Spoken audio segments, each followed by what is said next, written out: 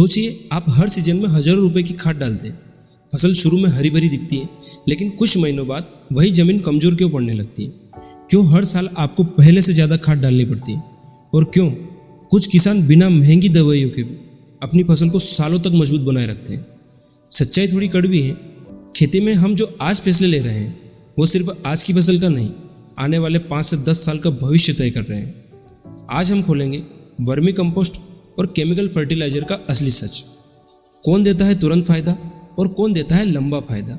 Video को अंत तक जरूर देखना, क्योंकि अंत में मैं आपको वो तरीका बताऊंगा जिससे आप दोनों का सही इस्तेमाल करके खर्च भी बचा सकते हैं और पैदावार भी बढ़ा सकते हैं।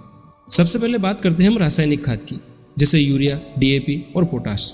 जब आप इसे डालते हो तो फसल तुरंत हरी हो जाती है, क्योंकि इसमें न्यूट्रिएंट्स सीधे मिलते हैं। पौधे को कोई मेहनत नहीं करनी पड़ती। लेकिन यहीं से शुरू होती है असली समस्या। धीरे धीरे क्या होता है, मिट्टी की नेचुरल ताकत कम होने लगती है।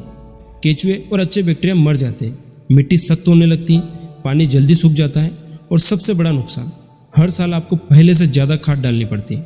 मतलब आज फायदा लेकिन कल नुकसान। जमीन सिर्फ मिट्टी नहीं है, ये एक जीवित प्रणाली है, यानी लिविंग सिस्टम है। इसमें करोड़ों अच्छे जीव रहते हैं जो पौधों को पोषण देते हैं। लेकिन जब हम बार बार केमिकल डालते हैं, ये सभी अच्छे जीव खत्म होने लगते हैं। नतीजा, जमीन मृत जैसी हो जाती है और सिर्फ केमिकल पर डिपेंड हो जाती है।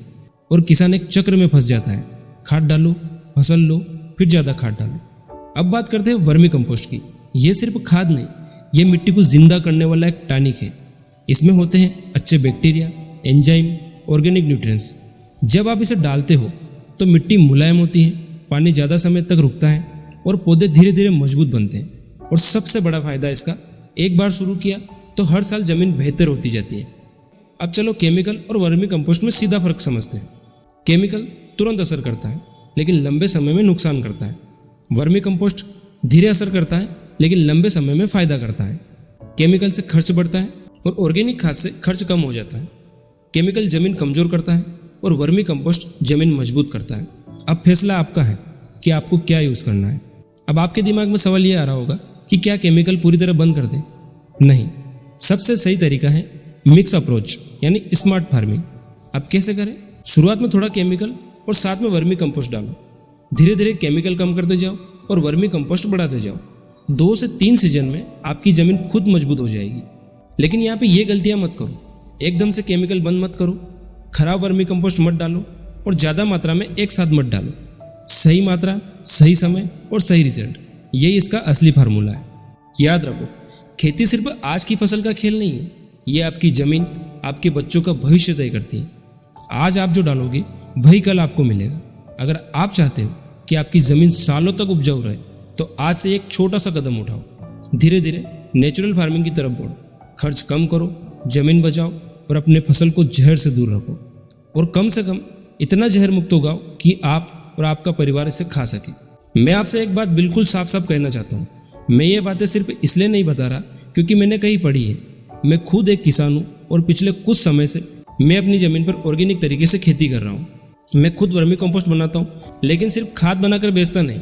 मैं एक प्रीमियम तरीके से तैयार करता हूँ, जहाँ हम ध्यान रखते हैं कच्चा माल कैसा हो, पूरी प्रोसेस सही हो और जो भी खेत में जाए वो सच में रिजल्ट दे। क्योंकि मैंने खुद वो समय देखा है जब किसान पैसे खर्च करता है लेकिन उसे सही फायदा नहीं मिलता।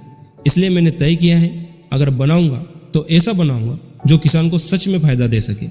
अगर आप हमारे आसपास के क्षेत्र से हैं और आप भी अपनी ज़मीन को धीरे धीरे मजबूत करना चाहते हैं, तो आप मुझसे जुड़ सकते हैं। लेकिन याद रखिए, मेरा मकसद सिर्फ खाद बेचना नहीं है। मेरा मकसद है किसान को सही रास्ता दिखाना, क्योंकि जब किसान मजबूत होगा तभी खेती मजबूत होगी और तभी हमारा भविष्य सुरक्षित होगा। अगर आप पास के इलाके में से हैं तो कमेंट में वर्मी लिखें, मैं आपसे कॉन्टैक्ट करूँगा। और अगला वीडियो आपकी किस समस्या पर बनाऊँ, कमेंट करके जरूर बताएं। फिर मिलते हैं किसान साथियों अगले वीडियो में। तब तक अपना ध्यान रखिए और जहर मुक्त फसल उगाइए और जहर मुक्त खाइए। जय जवान, जय किसान।